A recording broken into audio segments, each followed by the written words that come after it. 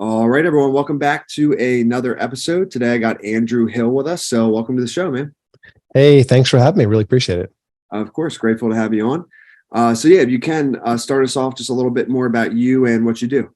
Sure. So I'm a neuroscientist that works in a functional area, basically somewhere between a doctor and a coach in how we work with human resources. And the tools that I use are ones mostly of neuroscience. So some folks call this biofeedback, some call it biohacking. It's used in a therapy environment as well as for peak performance. So I got my Ph.D. at UCLA studying cognitive neuroscience, which is the sort of intersection of mind and brain. And since then, I've been opening companies that do what's called neurofeedback or biofeedback on the brain. And we work with folks to map their brains, find performance bottlenecks, and then usually change their brains over a few months. So I'm a professional mad scientist, basically. That is awesome. Okay. So I have to ask you this. And this is kind of a different start. It's not what I was expecting to ask first, but my uncle, I think he might maybe use some of your tools or something different, but he has actually done something like you described on me and my brother before, where we put this thing on our head and then he had to use this gel and like little kind of Q-tip thing in each thing. And it took forever to get the levels or something right. Yeah. It's right. Then he asked us questions, and he asked us some questions, and then in other times we had to just like close our eyes, open our eyes, regardless. And then he gave us a full report on our brain. So is that you did a brain map or a quantitative EEG. So a cap on the head, squirt it full of gel. Yeah, I can get one set up in about 10 minutes, but no offense to your uncle. At all of our offices, come on in. We'll put a cap on your head, squirt it full of gel, and then have you sit still for 10 minutes, eyes closed, 10 minutes, eyes open, and get some resting baselines. We're measuring averages of things, moment to moment, stuff that doesn't change day to day, basically. So it's not like the content of your thought, but it's more like looking at your height. You can sort of measure it and get a sense of it as it's relatively stable. And we compare all that. Plus, we also do an attention test, an executive function assessment alongside that. And the performance in the brain are compared to a database of people your age. And we see how weird you are. And we look for outliers in performance, impulsivity, distractibility, et cetera, as well as outliers in your brain. And then try to model the ones that are unusual in your brain to see if they matter for stuff you're finding in your performance or goals you might have for feeling different or changing how your brain works. So got it.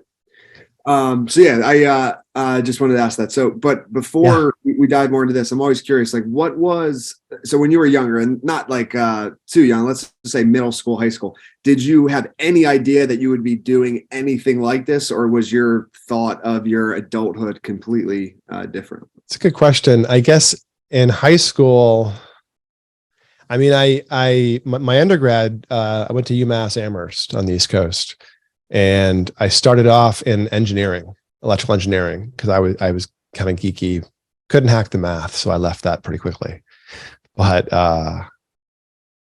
probably not. I mean, I didn't have any real human services or people experience before college, but then in college, and afterwards, I started working with humans in really acute environments, inpatient, acute psychiatric facilities and group homes with folks that had multiple disabilities, including no language and issues with movement and communication. Just really extreme. I kept finding myself working with really extreme humans under developmental or psychiatric conditions. And I was good at it. I was really good at walking into an environment and like settling things down and the really aggressive psych units and things. Without getting people hurt, without having to do, hands-on intervention. So after about a decade of working in all kinds of human services, mostly inpatient psych and residential with autism and things, I got injured. I blew up my back working in the psych hospital and couldn't keep doing the work I'd been doing. So after a year or two of not doing exactly the same thing and doing some case management work, I went into high tech and got excited about high tech, did some sales engineering and some, got into tech a little deeper than I got into it before, and missed the human services thing a little bit. And for some context, this was right around 1999. and the tech bubble was bursting, and the Northeast was, tech sector was falling over. So I left the tech area and went back to human services and got a job working for an autism center that did neurofeedback, and was like, wait a minute, this is pretty interesting. What are we doing to these people? Why are they getting changes? I didn't know we could change. And I was seeing autism and ADHD and seizures and migraines and concussions and trauma and stuff be impacted. And I had tons of experience with all these populations and didn't think much we could do was doing more than holding patterns and being palliative and helping some suffering, but not making much actual change. And then I saw neurofeedback and was like, oh, we're making lots of rapid change in a few months for people all over the place. And it was striking enough that it motivated me to go back and get a Ph.D. in neuroscience, studying this stuff. Basically, I studied neurofeedback and attention, and I think I may have done the first double-blind, placebo-controlled study on neurofeedback as my dissertation, which is kind of fun. But bit of a long-winded answer, but I kind of got here because I started working with humans, Dude, and then. As an interviewer, we always like longer answers. So nice. The opposite is what we don't want. So I appreciate the long answer. Yeah, you got it. I'm good at that. So.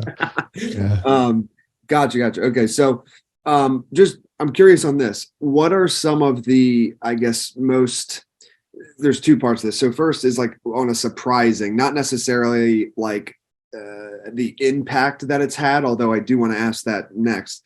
But for now, I'm just curious, like, out of all the work you've done and the people you've worked with neurofeedback and all this, what are some of the most surprising things that you've like discovered by doing it? Yeah. There's phenomena. Neurofeedback is a phenomenological space versus a discrete diagnostic and intervention space a little bit. It's closer to personal training and how it's used than medicine. Okay. You have goals, you have assessment data, people are weird, and you iterate to get them the effects you're looking for. And you have to be very person-centric. This is why the research literature has lagged by decades, because you do different things for everyone. So it's hard to test.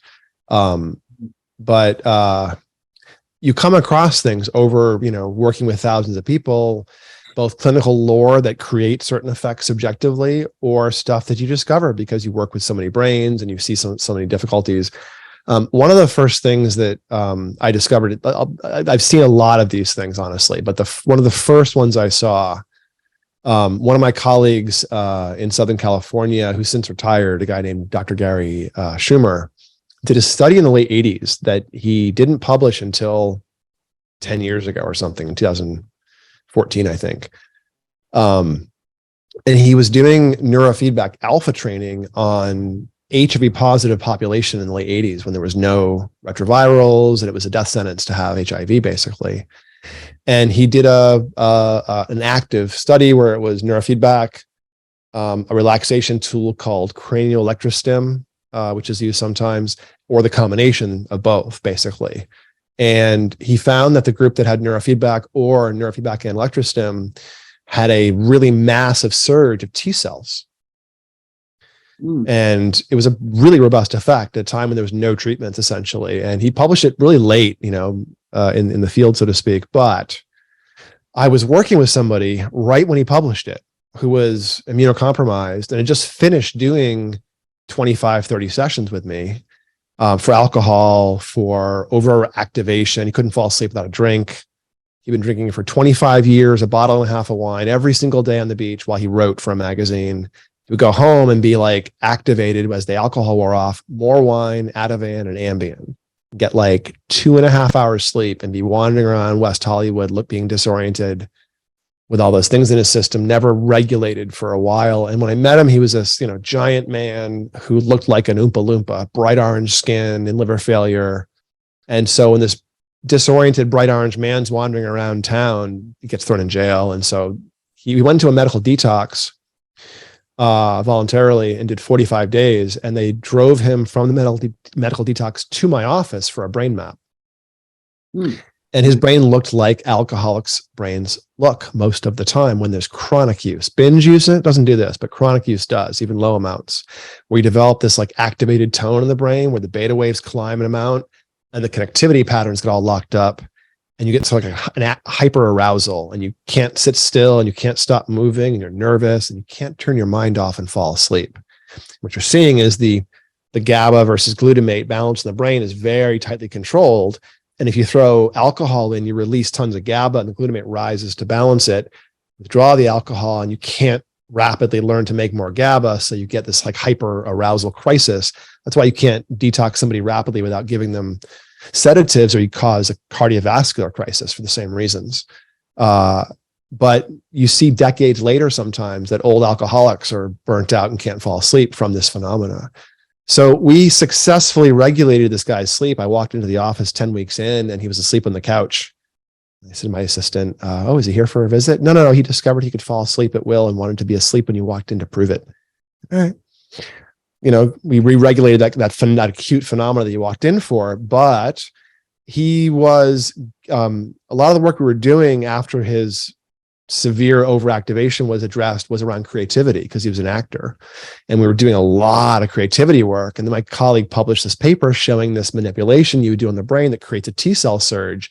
And it was like the next door neighbor to the thing I was doing for creativity for him. There's a technique called alpha theta, which is hypnagogic nonlinear access flow training, basically. And it brings you to the edge of sleep and holds you there. So the monkey mind drops away and insight starts to bubble up and creativity bubbles up and stress drops away. I was doing a lot of this alpha theta for creativity and flow purposes for this guy. Dr. Schumer published a paper showing alpha training in the same spot brings up T cells. So this guy had really bad T cells when he first walked in, like quite poor, quite risky. And I showed him the paper and he ran out and got his blood tested and had T cells that were above average. That's not a permanent effect. Most things we do in neurofeedback become permanent. You change the brain, it's now changing and it's practicing the new modes. But this is probably something to do with like the deep relaxation response that allows the system to create healing events like T cells and growth hormone and stuff like that. So this is more of an acute effect that we were getting, I think. But folks can read the paper that Dr. Schumer wrote, and my colleagues have also seen similar things where you can replicate a T cell burst with alpha training, which is kind of a cool phenomena. I've been using that a lot the past 3 years. Yeah. Somebody gets COVID, it's burnt out, foggy. If they're right after it, I do T cell boosting protocols and they seem to clear it faster. And if they're left with long COVID, I then work on it like it's a concussion basically and work on that successfully usually too. But yeah. No, wow, that's so interesting. So I'm curious on, because as you were talking about that, and I don't have a chronic issue. I mean, I like alcohol. I don't drink it every day, but the mental part you were saying, I can definitely relate to that, where I have, in a lot of ways, it's weird. Like when I'll go out, how do I put this? Like my only desire of drinking alcohol, it's not even an anxiety thing. It's actually to just calm my brain down. Yeah. And so GABA. Yeah, I'm wondering if it's a similar thing, because now I have found, though, just to be clear, because when I was younger, I actually would use alcohol from time to time to help myself go to sleep, but the sleep is so shitty that it's not even worth doing. Because what would happen is, yes, it will put you to sleep, but then you wake up 3 hours later and then you're up. When the acetaldehydes all metabolize and you're, exactly. It's horrible. So one thing I use that's helped is this CBD, like under the tongue, and I use like a high dose of it, and it just completely knocks me out. But then when I wake up in the morning, I'm a little foggy for a couple hours, so that's the downside of that. So I'm just curious, the reason I'm talking about is, are there any, and obviously, the brain mapping and everything and changing the brain, but have you come across like solutions to just calm the brain down in? Sure. Yeah. I mean, with regards to neurofeedback, we reliably make massive change over a few months for everyone. Yeah. And the things that most reliably change, the things that all brains do, the sleep, stress, and attention stuff. So sleep is it's usually a big problem, but it's not usually a big deal to change once we see what's going on. Outside of the landscape of neurofeedback, we often coach people on other life hacks and things to try that can impact them, like the classic stuff. Don't eat before bed for 3 hours. People know that, but they don't often know why. And the why can help a lot when coaching. The why of it is you need to have low blood sugar and no insulin to release growth hormone at night. Otherwise, no growth hormone for you. And if you're north of 30, that's the only pulse you have of growth hormone. The only opportunity you have to get it is right then. So letting your insulin drop all the way, letting your blood sugar drop all the way, going to bed hungry basically a little bit Yeah. allows you to wake up full of energy and having shredded some body fat and gone some energy flux and deep sleep and growth hormone. But if you fill your body with energy and go to sleep with a full stomach, suppress growth hormone. Plus, melatonin, as it's released as you get tired, melatonin suppresses pancreatic insulin release completely. So you don't want to throw blood sugar into your system at the end of the day as you get tired, because it's going to be a much higher level of blood sugar than it would be for the same amount of carbs or sugar earlier in the day. Yeah. So first hack. This is making, so I have a doctor down here that I do like the, vitamin IVs and all that stuff. And I do some peptides, and one of them, I believe it's called IGF-1. And what it does is it's a stomach injection before you go to bed at night. And then it releases, I guess, more human growth hormone while you sleep.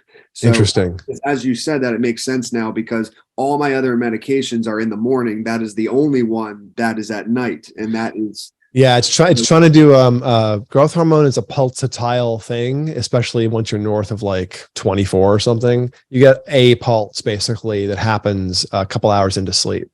And the older you get and the more inflamed you get and the more tired, the more burnt out you get, the smaller the pulse is.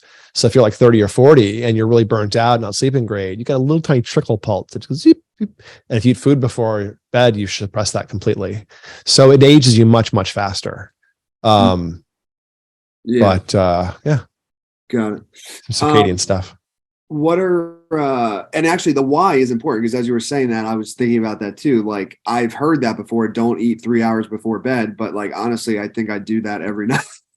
But now that I know, like, scientifically, or however you want to word it, that these are the reasons why, it's actually sticking with me a little bit more right now. Like, it just makes sense now more, I guess. I appreciate that. I also encourage you to treat these things as experiments and things that might work for you, and to play with and see what happens instead of rules, because they don't feel rigid that way.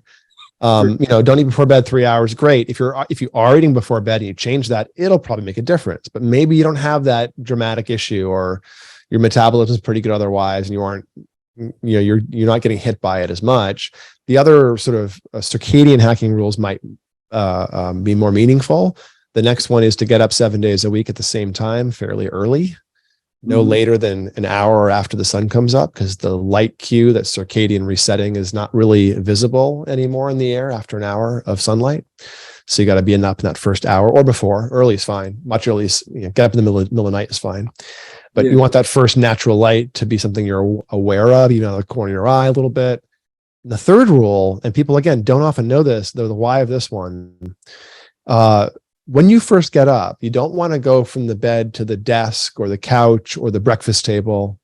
You don't want to go into a mode where you're taking energy in right away. You don't want to go into a mode where you're exerting high stress and work and output right away. You want to do an intermediate exercise activity thing to burn off a little bit of fuel. One of the things that wakes you up is cortisol surges before you wake up, and it squeezes your liver and feeds you breakfast, basically. And so you wake up with blood sugar and cortisol having surged. They're pretty high. So if you hit the gym super hard and kettlebells or iron, you're going to jack up blood sugar and cortisol even higher. And receptors have been pretty fed with those things recently. So you can create insulin resistance and blood sugar resistance and cortisol resistance by working out too aggressively first thing in the morning. It doesn't probably cause a huge issue like depression, like you get from cortisol resistance, but it probably weakens circadian entrainment. It's confusing to the brain. So in order, don't eat before bed, get up early and go for a walk, or do 5 sun salutations, or something that's exertive enough to break a sweat, but not that you couldn't talk over if you had to, basically. That's the level. Is that a guy, another friend of mine down here, his name's Ben Azadi. He runs this thing called, sure. Do you know him? Yeah, I know who he is. Yeah. Oh, awesome. Okay. Yeah, I heard of him. He's a good friend of mine. He lives like 20 minutes away. Oh, nice. He runs this thing called Keto Camp. And one of the things that he talks about, which is not, I don't even think it's relevant to the keto thing, but regardless, he talks about you shouldn't have coffee the first thing in the morning. You should wait an hour. And I think one of the reasons for that is this cortisol. Yeah. You'll notice if you have a cup of coffee when you first wake up versus having a cup of coffee at like 2 p.m., it's a very different experience in terms of how awake you get from it. Coffee in the afternoon makes you really awake because you have very low cortisol receptor occupation recently. So you feel it strongly, but you might get cortisol activation first thing in the morning but your heart's going to pound a little bit. You're not going to feel more awake because you've got tons of cortisol anyways, cranking through your system. So yeah, the rule of thumb would be to wait an hour and then, because your cortisol drops. So is it a mental thing? Like, why do people think, is it like people just think they need it right away, but indeed they... Yeah, basically. Okay. And it's addiction, it's mildly addictive. It's not a big deal. It's not, harmful. In fact, it's quite healthy. Mostly coffee is, but it's mostly habit, addiction, learning. People don't usually wake up with caffeine withdrawal. It takes about 18 hours. So, they have time. Mostly habit, mostly culture is my guess, but I'm not 100% sure. And coffee is the number, 2 traded substance ever known to man or something. So, after wine, right? The things we drink to alter our states are the most heavily sought after stuff. No, actually, that's interesting, right? So those 2 things, one brings wine is number 1 and coffee is number 2 for human trading across history. Yeah. Basically, complete opposite. That's funny. Or at least the way that I think it makes you feel is opposite. Sure. About the That's brain. right. But gotcha. So then with your institute and stuff, the next question I was going to ask you is and maybe you can't actually use names because I'm sure some of it's private, but what are some of the most impactful things that you've seen, like somebody a transformational moment? Sure. Well, I mean, this thing where I help alcoholics who haven't slept for decades reliably get into sleep quickly, or women who are menopausal and progesterone's fallen to the floor and they can't stay asleep, that tends to respond, or post-COVID brain fog tends to respond. I mean, I've seen, if I start giving you some of the more extreme cases, it sounds unbelievable, and it kind of is. But people are variable, and the effects that happen when you train the brain are also quite variable, sometimes magical. I mean, I've seen people with no language develop language spontaneously after a few sessions, or release their language. It's rare; it doesn't usually happen that way. But it's really common for a kid who's screaming and stimming and has no language and having seizures to 6 weeks in have a dramatic improvement in sensory integration. Or you take the worst ADHD kid on the planet who can't sit still and is moving and is scattered and can't do his homework and is getting in trouble all the time. And on an attention test, those kids will show 2 to 3 standard deviations off the mean, really bottlenecked resources everywhere. And the brain maps match that. So you see the physiology and the performance pointing at the attention really clearly. It's really easy to see, like ADHD, for instance. If you train their brain 3 times a week for about 3 months, you'll usually create 2 to 3 standard deviations of change on a bell curve. So you can take folks that are below average and bring them to typical or above average permanently in 3 to 4 months, usually in 40 to 50 sessions of neurofeedback. So it's a very large mover, and you feel it 2-3 sessions in, you're like, hey, wait a minute. This is interesting. I'm feeling something. Hey, coaches, I'm feeling this. Great. Do it again. And it builds up a little bit more the next time. You have this window of effect where you can evaluate what's happening and grade it, because you get flexes, you get changes in sleep, stress, and attention when you train the brain. So you're kind of trying to get the right training in. This is not oh yeah, go do incline presses. This is here's a brain with some goals, and this might work. This should work. I think we're in the neighborhood. See how he feels. And then we get very subtle elicited effects after a few sessions, and you're like, hey, wait, my sleep was better last night. Really? Okay, let's try it twice more. If we're on track, we'll know. And if we're not, we'll not too. And so we can iterate. We don't have to be right. It's not us being doctors. We're being coaches. We're helping you drive towards goals. So it more is just throwing everything at the board and then just being hey, obviously with some direction. Well, tailored. It's stuff that's tailored to you, tailored to your brain and your goals. And we build the starting place, but then it's iterative, because 2 brains look the same goals, likely the same protocols that might work, don't work the same on 2 people. So you have to adjust frequencies and sites. And it's kind of like 2 guys that have weak lower backs, and one loves to do, squats for it. The other one can't and has to do some other machine to feel good. Metaphors breaking down, but the mapping is one of the good side with the upsides of brain mapping, or QEEG, is it's stable map after map unless you do something to the brain. So you see the same patterns. They're hard to interpret, but they're the same for you. One after the, one map after the next, until you start pushing on the regions of your brain and exercising it a few times a week. You start feeling things based on that. You adjust the workout, push it some more, go back and map the brain again. And so you see the changes you've created. The client gets to see their brain map, their performance scores, and their subjective experience all converging towards high performance over a few months usually. So it's nice to demystify and give you control over, like, you don't need yet another expert, another doctor to tell you what's true. You can learn to read your data, learn to control your brain. So that's our soapbox, is to make you the expert essentially, and thrust agency back up on you and not become your therapist per se. For sure. So what is the actual, I think this would actually be helpful, is because you talked about it in some regard, but I'd love to hear just clearly, like, what is the process? So say if somebody comes into your office, they have blank and blank issue, what is the exact protocol or process? I know it's customized, but I just mean, like, sure, the whole process. Logistics. Yeah. So there's two aspects mostly what we do. One is brain mapping, which is the assessment. The other is brain training, which is the neurofeedback. And the brain training can happen on electricity, EEG training, classic neurofeedback, or blood flow training called HEG, where you train the brain using infrared cameras, which is pretty fun. So there's the intervention piece and the assessment piece. And both of these can be done without coming into our offices, actually. Most of our clients work from home. And we send them gear, and coaches teach you live stuff. We could send you a cap and you could put it in your head, and coaches will make a little more gel in that hole. Nope, next one over. As you sit there. Cool. Okay. And then you could smoke some weed and map again and see what it does, or caffeine or Adderall or whatever, so we do all kinds of maps helping people explore their brains, because we're their gym. We're not their doctor. We're their lab, their mechanic, their gym, their spa. We're everything except their doctor, basically, in this role.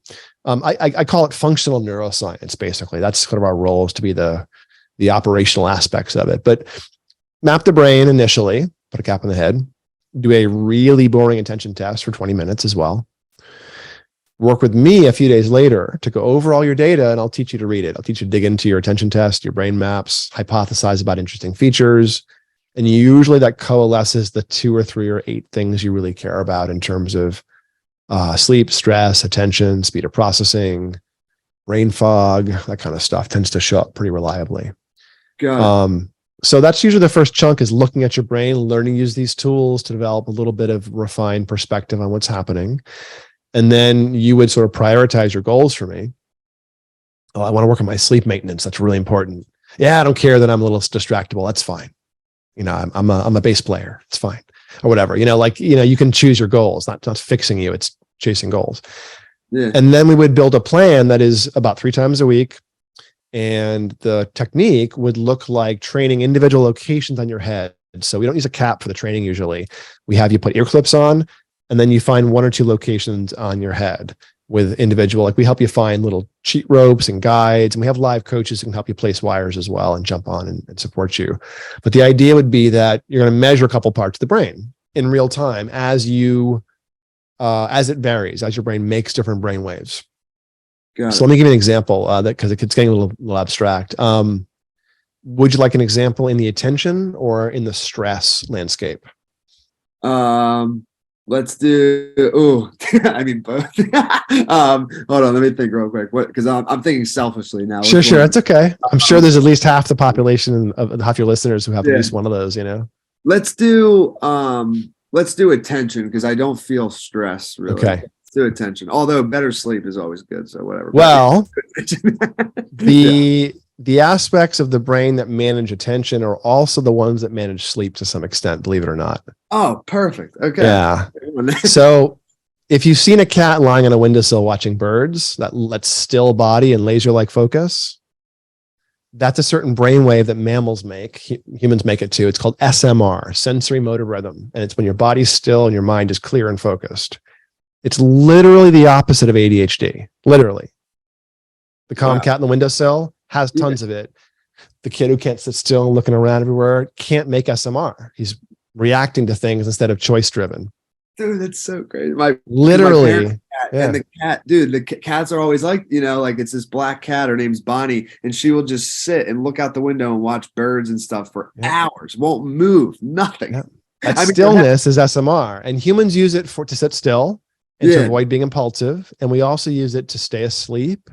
And we use it in mammal brains to suppress seizures. So SMR is inhibitory tone, pumping the brakes a little bit on things internally. Failure of SMR means you're a squirrel, but you also might have seizures or can't stay asleep. So SMR is the classic sort of flavor of neurofeedback that was discovered as impactful in organisms about 50, 60 years ago now. At UCLA, there was a scientist, Dr. Barry Sturman, who's still here in Los Angeles, in 1965 or 6 or something. And he was doing research for NASA on cats, measuring how dangerous rocket fuel was, this methylhydrazine stuff that astronauts were breathing in and feeling nauseated. So he was examining the toxicity curve on animals back in the 60s, more animal research. And he found that of the 32 cats he was working with, 3/4 of them, 24 of them, had a perfect dose-dependent curve where minutes in the chamber, it's an airtight chamber with a little beaker of rocket fuel inside of it, they would develop symptoms, neurological symptoms, drooling, stumbling, making sounds, seizure, coma, death. Perfect dose-dependent curve. But 8 of the cat, and to give you some context, these 24 cats were showing instability events, seizure events in the brain at about 40 minutes in. Mm-hmm. The other 8 cats, 2.5 hours in, were just barely starting to show anything. What's up? Super cats? Come on. Yeah. He remembered later on, he'd used these special cats that were not showing the same behavior, same response to the chemical, no seizures basically, in another experiment 6 months prior, where he stuck a chicken, a little eyedropper in their mouth and taped it in there and was squirting chicken broth into their mouth whenever they made SMR. He trained it up. He's used to operant conditioning. He was like, let's see what happens if we reinforce it. Oh, look at that. It's bigger. Cool. Put him back in the cage, doing behavioral experiments with grad students. 6 months later, these cats had seizure-resistant brains. And his lab assistant was a medication uncontrolled epileptic having tens of seizures a month on major drugs, Mebarol, Tegretol, Dilantin. And so they built her an auditory training machine that beeped whenever she made SMR and trained her brain off and on. She went off all meds over the next year and remained seizure-free for a year and a half or something. And that's the effect. The average impact on seizures is 50% reduction in the literature. I've never seen a result that is as bad as 50% reduction in seizures. It's always like really, really nice. So towards like what tends to happen magically, some of the deep, really scary stuff can actually be impacted.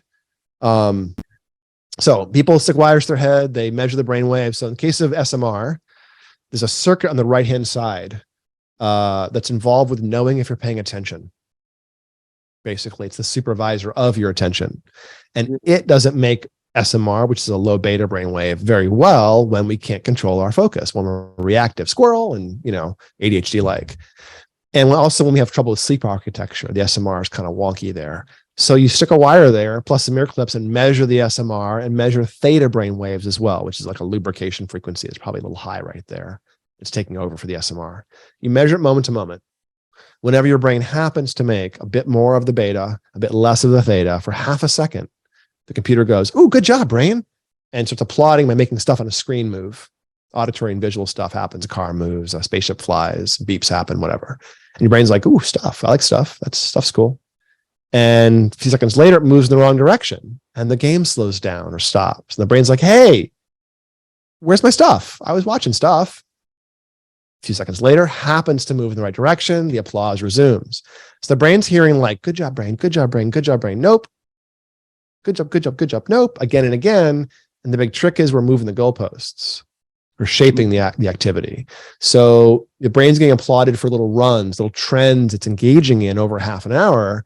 That it might be bringing the beta SMR up a little higher for 10, 15 seconds. And the theta might drop for 10, 15 seconds as you sit there and concentrate or feel in the zone or think really, differently and focus for a second. Your brain will get applause for that. And it goes, "Huh, okay."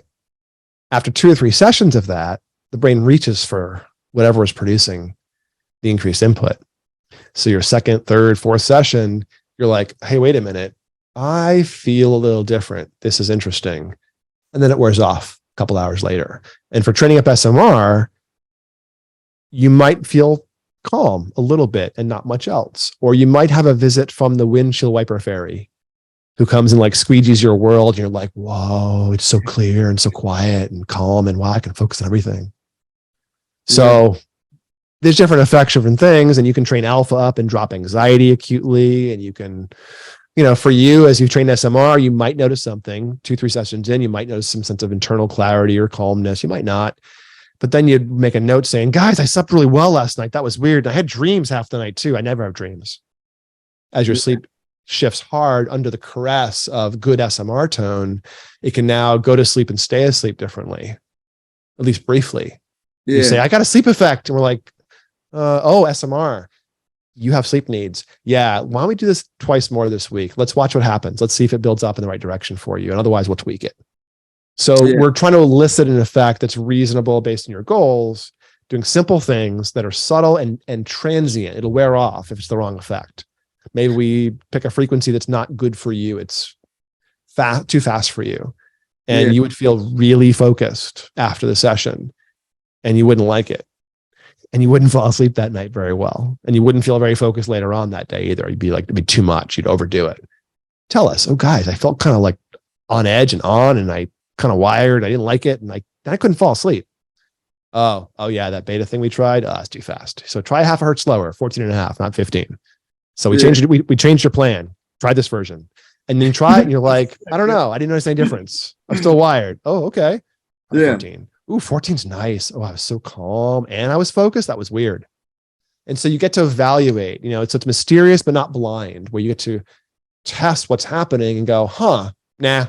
Ooh, wait, I like that one. And we can tease apart the effects and then build them over time. And then map your brain every other month again, basically, and watch those changes in the resting brain that you built up permanently by then. Got it. Okay. So I have two more big questions for you. Sure. One is, okay, and we'll save my favorite one for last. It's about taking like mushrooms and stuff. I'm just curious if you've tested these because you said smoking marijuana and stuff. So I'm curious about that. We'll leave that as a cliffhanger. Sure. Before that, and if you don't want to discuss exact pricing, you don't have to. Oh. But I'm just curious about this. I would imagine, just based on so far, that this is more of a luxury thing, but at the same time, I think every person should do this. So my question for you is, where are we at in the market for this? Like, is it something that everybody could afford, or is it more something that is so just curious. It's somewhere between those two. I mean, also in the field of neurofeedback in the US, at least, and there's more in the US than everywhere else in the world combined. But in the US, there's something like 10,000 practitioners roughly who are clinicians, and almost all of them charge like therapists. And therapy rates and therapy access is really quite poor these days, where you're paying $250, $300 a session, and it's hard to get a therapist. And neurofeedback has to be done 2 or 3 times a week. 3 times a week is standard. So you might do 40 sessions in 3 months. And here in LA, if you ask a therapist or any office for neurofeedback besides us, hey, what would it cost for 2-3 brain maps and 40 sessions? They quote you like 15 or 20 grand, basically. Our price on a 3-month program is $5,000 these days. Okay. And that's a couple brain, including remote. Send you gear, do remote mapping, have coaches work with you live, lend you equipment, and do an arc of 3 months of neurofeedback. So you're dropping below that $100 a session rate, basically at our pricing packages, but we're disruptively priced. We're basically half or less of everyone else because everyone else is a therapist. And so they got 20 clients, maybe the technician, and they're doing neurofeedback potentially on top of therapy. And even the ones that don't do therapy with you still treat it like therapy in terms of the relationship. It's treatment, doing it to you. You aren't informed about it. They think they know what's right. So I find that the pricing is not always the problem in a therapy model, because there's this need for therapists. There's room for that. The neurofeedback's the coach in the gym, the therapist, the coach in the field, helping them with the voluntary stuff, the nuanced habit stuff. And some of the stuff we work on in neurofeedback is best done in a therapeutic context, trauma and, other stuff that's very nuanced. You want the brain and the mind dealt with at the same time. And so a therapist can do both. Pretty amazing. But that means that a therapist is charging a lot of money. And we have an office in New York City, for instance, where the prices are the highest of any city we are in. And neurofeedback is pushing $350, $400 a session sometimes with a psychiatrist or a therapist. Yeah. I think that's a bit unnecessary. I also think just to, I have this reputation that's developing of being a curmudgeon in the biohacking world. And here I go again. I don't think it's necessary to charge somebody 25 or 50K for 5 days of alpha theta neurofeedback, which is what the peak performer programs are out there in the biohacker world. They're 5-day, extremely expensive programs that are a bunch of loving kindness research and practice with 2-a-day alpha theta neurofeedback programs and alpha synchrony and other things that are accessible without buying the giant package of biohacker luxury. So there are the only luxury versions out there like that, like those programs I'm mentioning. They're these one week long programs that I won't name just to avoid getting somebody mad at me. But it happens anyways. I don't need to like beg for it. So right. Yeah. But if you want to work with good tools, learn it, move through a few months, we'll charge you $5 or $6 grand, for a few months. Yeah. And it's, you're right at the level now where it's not accessible to everyone, but it's not out of reach anymore. Close. Yeah. It's close. And if you got needs, you got seizures, you got crazy ADHD, you got some addiction, you got some brain fog, the needs are expensive. How expensive is your undealt with PTSD or undealt with, drinking issue? Those are pretty expensive. So yeah, we try to keep it as cheap as we can, but it's still a chunk of resources. We recognize that. What is the time commitment like on a weekly? So you said 3 sessions a week. Like, what's the time? About half an hour of training time, which means you're maybe sitting down for 45 minutes or so. Throw a couple of your clips on. If I gave you a complicated protocol in the peak brain way, you might do 3 12-minute segments of something where you're gonna like throw some ear clips on, set the software, put a wire on. I have a protocol I love. I call left, right, and center, which is left side of the brain, right side of the brain, middle of the brain. It works on strong focus, strong self-control, and then deep ability to relax all at once. You can kind of dial in that sweet spot. And that's three 12-minute protocols. So you're putting ear clips on and one wire, 12 minutes, move the wire, double check your protocol, move the wire, double check the protocol.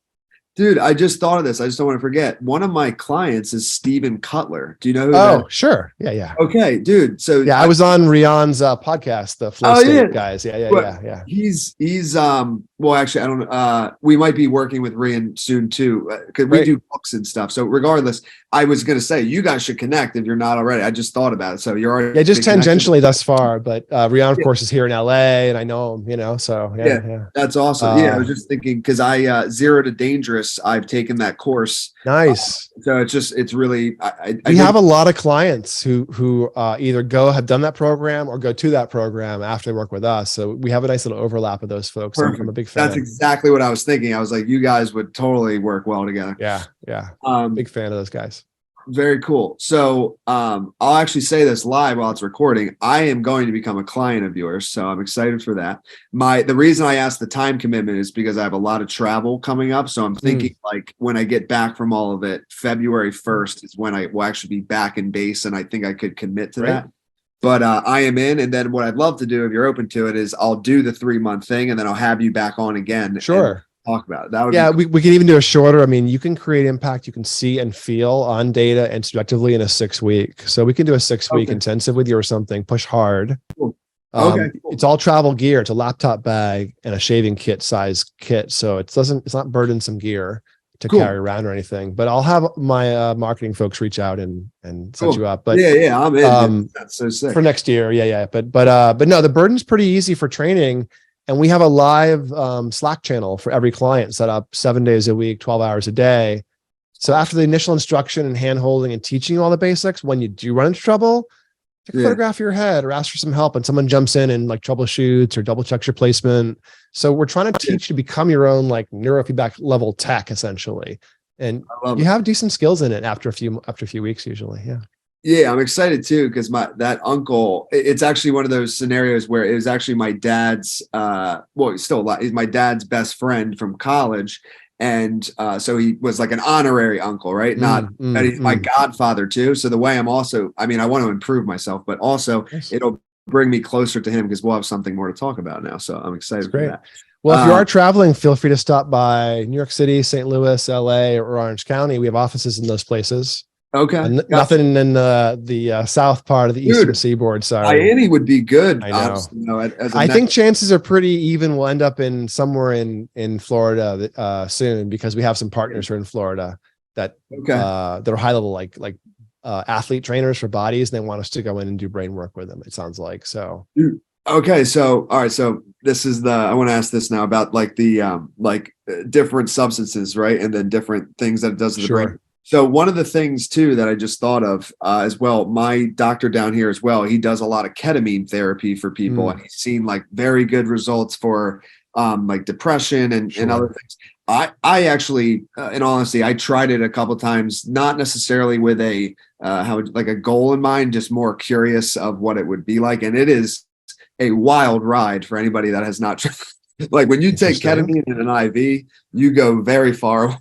Yeah, well, it's intentional dissociation to some extent if they're trying to get done, so you can have you're probably too young for the reference, but I think of ketamine and a couple other things like shaking up the Etch-a-Sketch. Oh, no. I know what Etch-a-Sketch is? Are you old enough? Yeah. Okay. I'm 31, so I think I'm yeah. It was a retro re-release when you used it or something. Yeah, probably. It had a USB port for downloading the stuff. I'm kidding.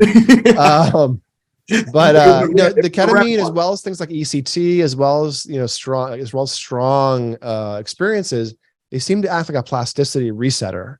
And so I think that's to some extent what's happening in ketamine. We do know some specific chemical pathways that it's acting on, but the IV ketamine is dissociative, and it creates transformations in some people. But there's also now licensed in the US for use the inhaler of one half of the ketamine molecule called S-ketamine. And it's not psychoactively altering, doesn't knock you out, doesn't sedate you, but it causes the same lift, rapid, like within minutes, of major depression and stuff like that as an acute treatment. So you can get it prescribed now as an inhaler. It doesn't have the what elements? It doesn't have the trippy or whatever elements to it. Just it doesn't sedate you the same way. It's not dissociative. Interesting to me, because I got to be honest, it's weird. Like a lot of people, I think, like it. I actually got to say, I don't think I like I would not describe ketamine as pleasurable. I would just. Some people think it's like the best feeling, or like to me. Well, it's probably about how your brain starts off more than anything else. Drugs of abuse or drugs of choice are often based on where we start. But I appreciate what you're saying, that you might want to be interested in the non-psychoactive, but still supporting cognition or mood. But here's the thing: I would generally want to look at your brain and then just change it. Agree. Like we can worry about gap filling and spot filling and adding nootropics and adding certain things after you see what can't be done quickly, generally. And I would guess that anxiety, motivation, learning, mood, deep sleep quality, absorbing information, feeling resilient under stress would be low-hanging fruit in a few months of neurofeedback. So that's awesome. If the ketamine was a specific thing you were using and I couldn't try to get at that goal, I'd be like, all right, how are we using it? Let's, interleave them or something. And people do that with things like microdosing. They interleave them often, and they're doing that kind of stuff.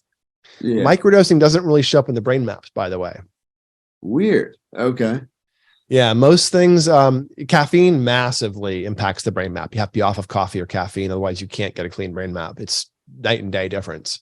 So is cannabis, so is Adderall. Dramatic. See, that's the thing too. Like Adderall, CBD too. I hate Adderall. Like my desire and I know once I become your client, we'll talk more, but my true desire is, you actually described it a little bit. It's like a mixture of like, my brain is already so like all the time, like ding, ding, ding. So I would love to just be able to like, and then like, slow, you know what I mean? Kind of like, sorry. No worries. There we go. That's the thing. When you live at the Four Seasons, you can't turn that thing off. So it is what it is. But what I want to say is like, to have this ability to sleep and also be alert and focused when I want to, but to have a mind that is like silent, and my mind just always talking to me.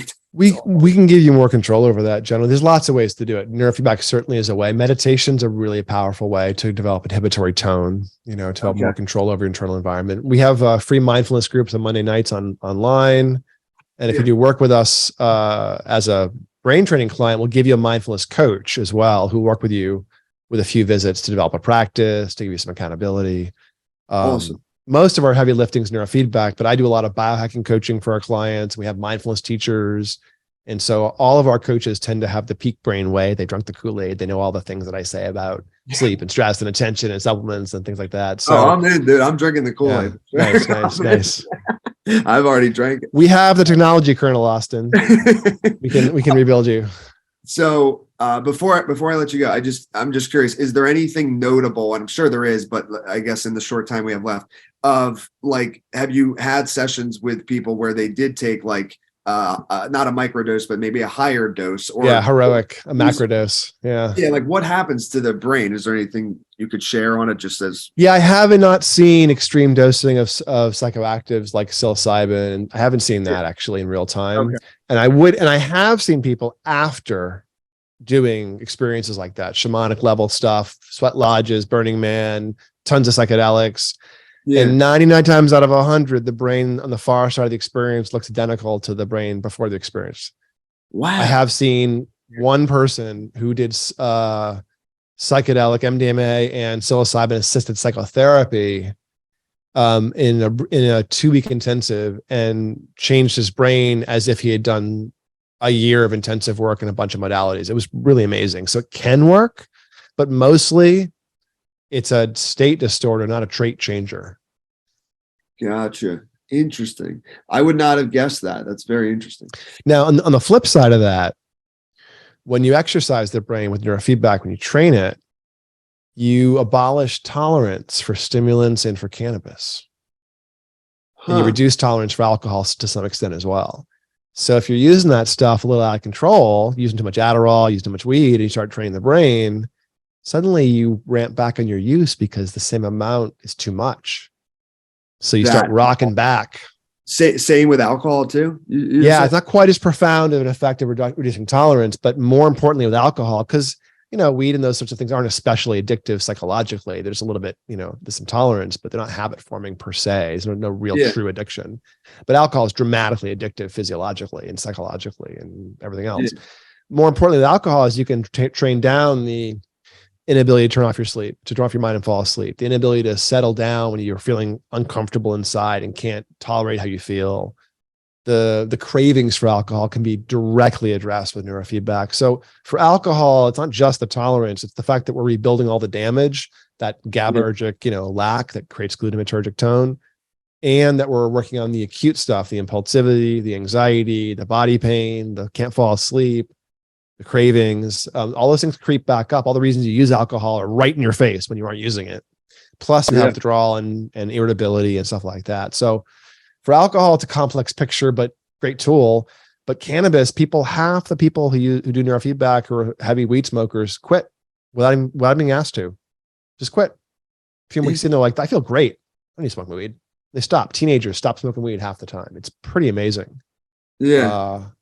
But the rest of them who don't stop smoking weed are using a fraction of it for a while, for 6 months to a year before they build their tolerance back up. Tiny amounts. Maybe you could speak to this, and sorry if you have to. I know we only had an hour allotted. No worries. But I'm now, as I'm sure you get this all the time, I'm very curious. Sure. So for some reason, when I was younger, I would smoke weed like every day, and it was the best thing ever. Like it would actually give me that feeling that I was like, I could do anything with, like, I would be in this just mellow mood. I could communicate, like everything was like perfect flow.